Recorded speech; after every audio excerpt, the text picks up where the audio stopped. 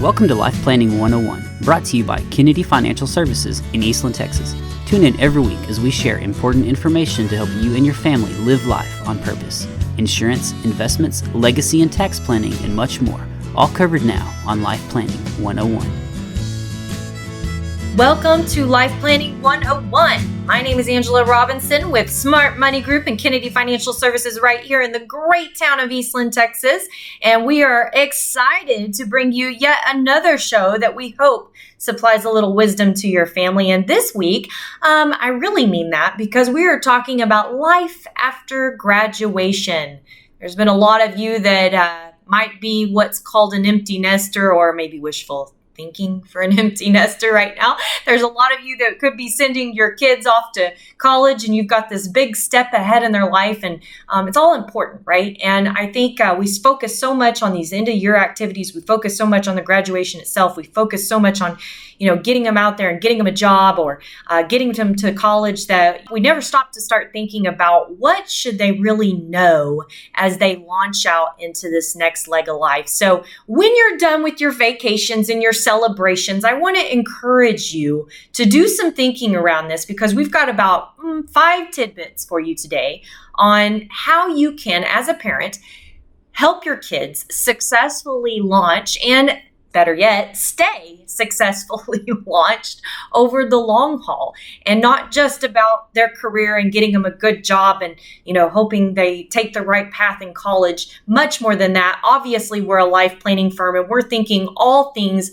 life planning, right? So I want to start by telling you about a mom. She's at graduation day and she's trying to take a picture of her son in her cap and gown, and she wants him to pose with his father. And she said, I just want you to, make this all look natural. She said, so Junior, just put your arm around Dad's shoulder. And he said, well, if you want it to look natural, you might as well just have him stick his hand in my pocket. Yes, I know. Pretty corny, but in reality, doesn't that a little bit what it feels like? In fact, it's funny watching this. I've got friends and family members right now that are helping people launch out of high school and talking about college and talking about budgets and talking about things paid for and not things paid for and what we're going to do or what we're not going to do.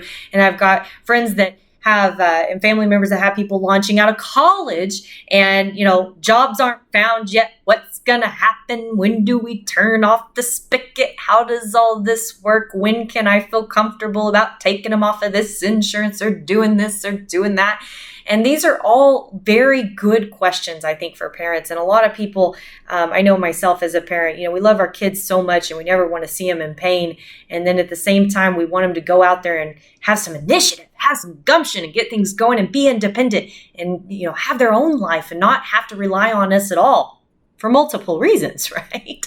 So, and I'm a little, I'm actually a little bit partial to this commentary today because I remember here I am, a financial advisor's daughter, and this is no knock to my dad whatsoever. It's more of a knock to me because I was just so driven in other ways that I really didn't pay attention to what he did. I didn't pay attention to, these things like, what is car insurance, or why would car insurance be more expensive for certain types of cars when their kids are only 18 years old?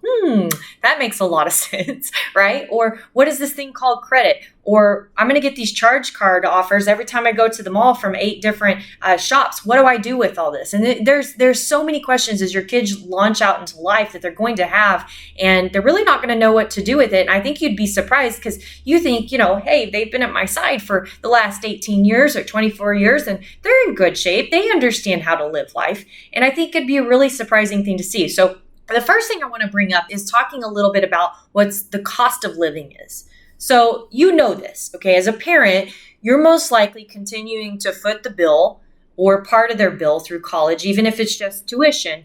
Some parents do tuition and room and board, and you cover your own bills and your fund money, or you get this allowance or you get this, but they're actually not footing everything. And there is a downside of you actually footing any of the bill. And why do I say that? I'm not saying you shouldn't. I'm saying that because I think you'd be surprised to find out how little they actually know of what it really costs them to live. So funny story, I was actually in a room with some college students and the parents, and one of the girls had said, she said, well, I pay the rent on time every single month. And, they're sitting there talking. Mom's like, no, you don't. And she goes, yes, I do. I give it to my roommate every single month. It should be going straight to you. Is she pocketing it or what's happening? She said, no, you don't pay the rent. You pay the bills, honey. And so, the reality is we think our kids know what's really going on, but sometimes they really don't know what's going on. I'd be shocked if most students actually knew what it costs for them to live in entirety. So meaning everything it costs to run their household, their gases, their insurances, their health, auto, all those things, right? Do they know that? And I bet they don't. And so you might actually be sitting there going, no, they wouldn't know that. And so when you think about it, they get out of college and they have this unrealistic expectation, or they get out of school and they have this unrealistic expectation that I could just live off of this and be fine. No, probably not. So it's not about them paying the bill as much as it is about them having some realistic expectations as they launch and as they're able to make decisions. For years and years and years, we've talked about having a good budget. And a budget is not supposed to be something that's restricting. It's supposed to be kind of like that, you are here on a map when you go to the mall, or you used to go to the mall. I guess, I don't even know if they have these anymore. But you have, the big map and it says, you are here. And that's really what your budget is about, is that you are here. And unless kids know where they are, how can they possibly make good decisions about what their future needs to look like and have realistic expectations of what they can afford or not afford? And, it's really not setting them up for a lot of success, or it's setting them up for surprises or downcast, or a season of, oh man, this is just too much. So if we set those expectations early, then it's just not a big deal. It just is what it is. So our suggestion is this: have them develop a budget. And by the way, you get a twofold strategy here because you're teaching them how to budget, right? But have them develop a budget for them, for what it costs them to live. What are all the expenses that they're going to incur, no matter who's paying for those expenses? What are they, right? And then if you do that, you've obviously got the added bonus of being able to, or you've got the reality of being able to set them up for success, but you've got some added bonuses here too.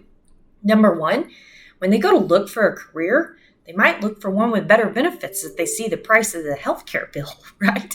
And they might understand the cost of what it takes to do the college and savings and what they need to be putting back. And then number two, you're preparing them for that moment when you cut the string, when you actually take the scissors out and say, boom, it's done, so that they have a much easier time adjusting for that moment. So there's number one. What should your kids know now when it comes to life after graduation? When we come back on Life Planning 101, I've got 4 more tips that you're not going to want to miss to help those kids successfully launch, and better yet, stay successfully launched.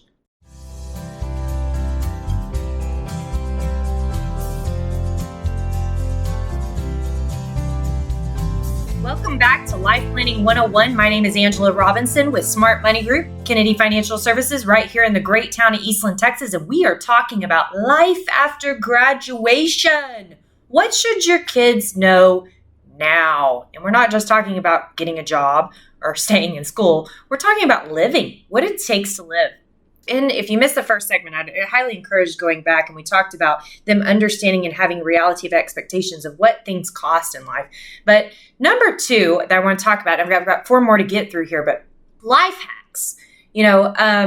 A book of life hacks. I remember my brother years ago saying, man, it would have been nice when we got out of school if you just would have known what to do about this and what to do about this, or what to expect this, and not have all these surprises, so to speak. And I remember being the one with surprises. So I'm going to tell on myself. My first year out of high school, I didn't know I needed to file taxes. This is no kidding. This is coming from Angela Robinson, right? And it wasn't that my parents didn't do a great job. In fact, I actually recollected, oh, that's why my mom does that, right? I get that. But because I had worked all through school, but she'd always helped me or prompted me. And so I want you to think about back, you've probably got some of these stories of the first time you were kind of in a 9-line bind. And by the way, if you're not a farmer rancher, you don't know what a 9-line bind is, that's when you get rattled up in the fence and things are just not going great. But you had absolutely no clue what to do and where to turn. So when you were in that situation, wouldn't it have been great to have some wire cutters at that time to be able to get you out of it? And what about your kids? Knowing simple things like when and where to change your oil, rotate your tires, those types of things. Those are no-brainers for you. You do them all the time. You pay your bills on time. You look for your bills. You set up things automatic so that you don't have to worry about them or things don't get lost. Or when you open a credit card, this did happen to me. I opened up a credit card and I moved location, so I completely forgot about it. Your kids don't even think about these things. This world is their oyster and they're so excited to use every little bit of it. And then they forget, or they don't know how to manage it. And, life consists of a lot, and you almost need a handbook. You need a calendar. You need a to-do list. You need a something. So I want you to think about things that are pertinent to your kid. Things like servicing their AC unit, or simply turning up the temperature on their AC so that they don't, have problems if the electricity bill's a little bit up in the summer, or, having a little emergency savings set aside, or keeping cash stashed away somewhere so that they could have it if they need it. Simple things like filling up. I'll never forget, I heard a mom say, okay, fill up your bathtub when we had all those freezes happen. So she would be able to have some water, right? These are those life hacks. And what I want you to think of is, what if you're not here? You think you could just answer the questions as they come today, but that might not always be the case. Pest control, renter's insurance, car insurance. Do they even know that? Do they even know those things exist? What does it take when they want to go buy a home?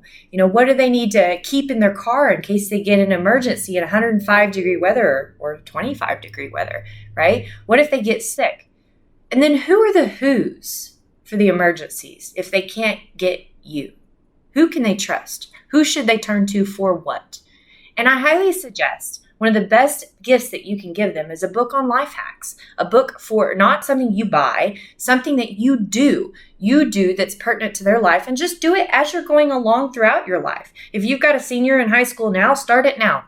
If you've got a senior in college now, start it now. Give them this book that'll help them throughout the rest of their life.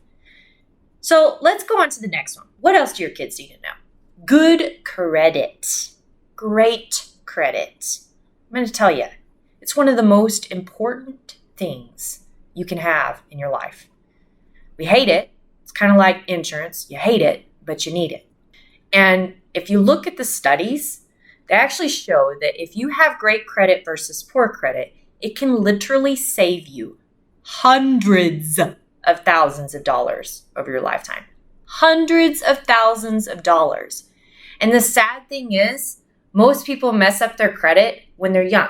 Just like myself. I changed houses. That didn't show up. I didn't even know it was an issue until a collection agency found me. Yes, this happens. So whether it be because your kids simply spend more than they can afford, or it's out of just simple ignorance of not knowing, it can hurt you for years and years and years. And there's so many misconceptions about credit too. This is the reality that's out there, is most people think, well, if I don't use it, I've got good credit. Wrong. You have to use it to get good credit. Most people think if I just get credit cards and then I put them in a jar, then that's considered using my credit and I'll get good credit. Wrong. You have to use the credit cards. If they sit vacant, it actually hurts you worse than it helps you. These are things that are really, really important. And so your kids need to learn about what it takes to get good credit. We have a really, really, really, really awesome connection. His name is Phil Tyrone. And he created what's called 720creditstory.com. He's got an incredible story himself about not having credit and being extremely successful. Didn't even know how to build it. Didn't know it was a big deal to have it, right? Most people don't. But it's really important. And what he's done, I love this. He's actually partnered with a credit union on a program that's called a Credit Rebuilder Program. So if you've actually got bad credit or need to improve your credit, you can use it too. But young kids can use this. And it's an education course that you pay for in monthly installments. And then when you get to the end of the education, they reimburse the program if you've been through the whole thing, and you get to build your credit while you're going through the program. It's pretty impressive. So I highly recommend that. We've got it on our website at www.kennedy-financial.com, and it's under our Learning Center. But this is one of the best gifts I think you can give your kids, and it's so important for them to do it. And, if they've got that time this summer, I would even incentivize my kids to pay them to go through the course, because I think it's that important, and report back to me, because it's just as important as school, if not more important than one of the classes that they take, because it's going to impact them the rest of their life. So when we come back on Life Planning 101, we are going to be talking more life after graduation. What should your kids know now? Obviously, they're going to school, or you hope they're going to school or getting some type of vocation.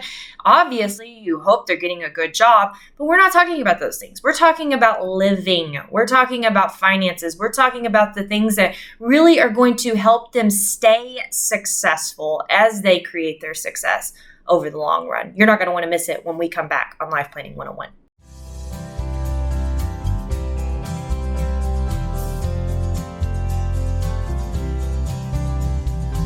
Welcome back to Life Planning 101. My name is Angela Robinson with Kennedy Financial Services. And I tell you what, if you've missed this show, we are talking about life after graduation, whether you have a graduate that's a high school student or a collegiate graduate. This is the show you need to be listening to or passing it on to those graduates themselves. And obviously we're all over podcasts, iHeartRadio, iTunes, everything. So share this, because this is some nuggets of knowledge that will help your kiddos for years and years and years and years to come.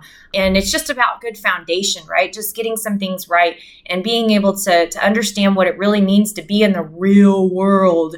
So we have talked about the cost of living and getting a realistic expectation on that. We've talked about life hacks and what you need to be thinking about there. We've talked about getting and keeping great credit. And number 4, we're going to be talking about the legal age equals legal documents. Yes, if your kids are 18, you can't speak for them.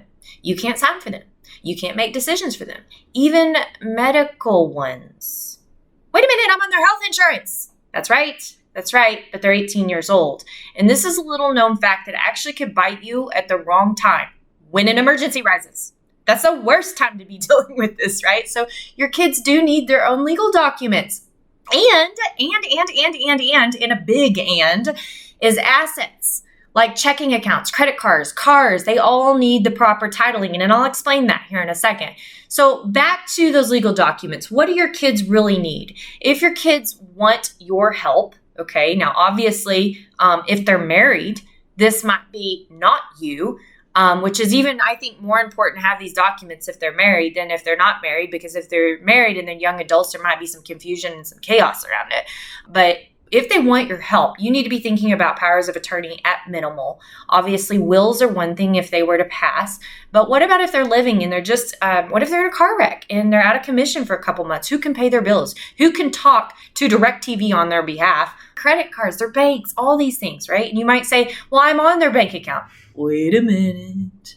That is what I'm talking about when it talks about how things need to be titled. If you're on their bank account, that could open up a whole new set of because you could actually open yourself up to your kids' liabilities. What if they hit somebody in that car wreck and they're being sued and you're a co-owner on an asset? You're a co-owner on that car. You're a co-owner on that checking account. Are things properly titled? Are they properly insured? Do you know? That's a really important thing. Credit cards, all these things. You need to think twice if you're thinking about going on there with a co-owner for multiple reasons. Okay, you need to get some good advice around what you should be doing there. And then on the legal documents, absolutely. They need powers of attorney, medical and financial at minimal. And there's possibly some other legal documents too, because they ain't minors anymore and it's not Kansas, Toto. It's important to consider. So number 5. Last but definitely not least, in fact, it might be the best one on the list. We've talked about the cost of living. We've talked about life hacks. We've talked about great credit. We've talked about legal documents. Now let's talk about this new season. Graduation. It's a new season of life. And every season brings its challenges.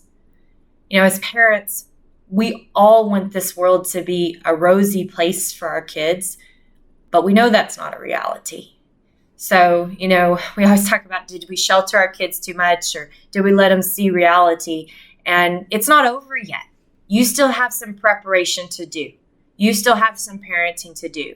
Just because they're leaving one nest doesn't mean that they're leaving the nest. And I know what you're thinking. Okay, you got an 18-year-old, 22-year-old, whatever they are. They will listen to you. You're their parent.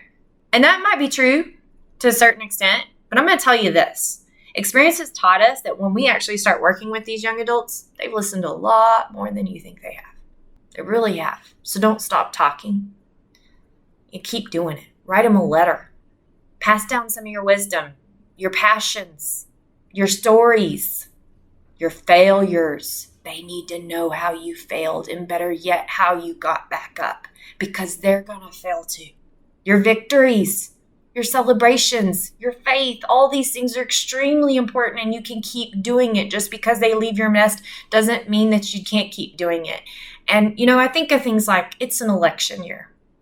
If your kids are 18, do they know the importance of what it means to vote?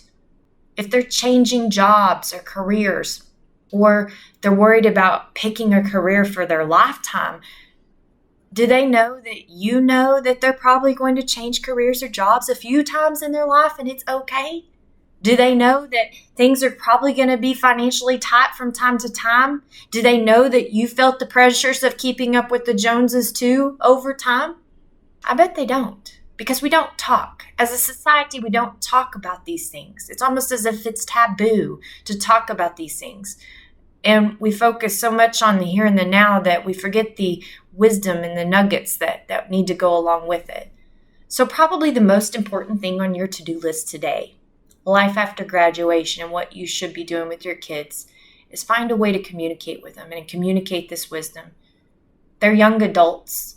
They need to hear your adult story, your young adult story, your mid-adult story, your adult story today. They need you. They'll never not need you.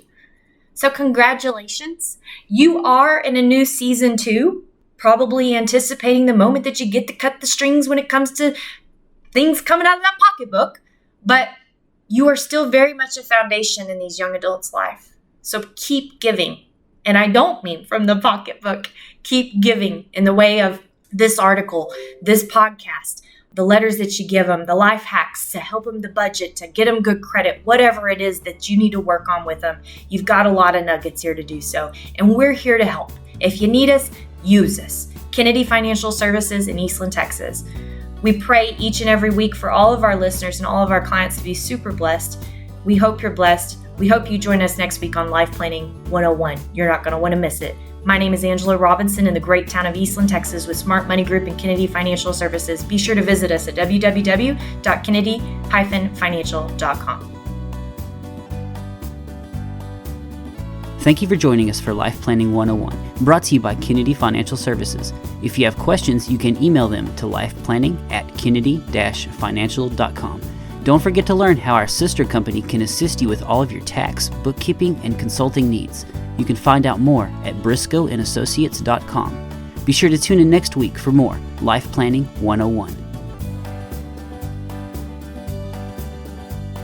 The opinions expressed herein are those of the firm and are subject to change without notice. The opinions referenced are as of the date of publication and are subject to change due to changes in the market or economic conditions and may not necessarily come to pass.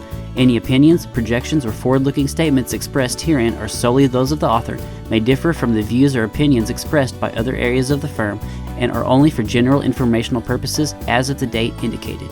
Securities offered through Calton & Associates Incorporated, a registered investment advisor, member FINRA SIPC. Investment advisory services offered through Smart Money Group LLC. Kennedy Financial Services and Smart Money Group LLC are separate entities and are not owned or controlled by Calton & Associates Incorporated.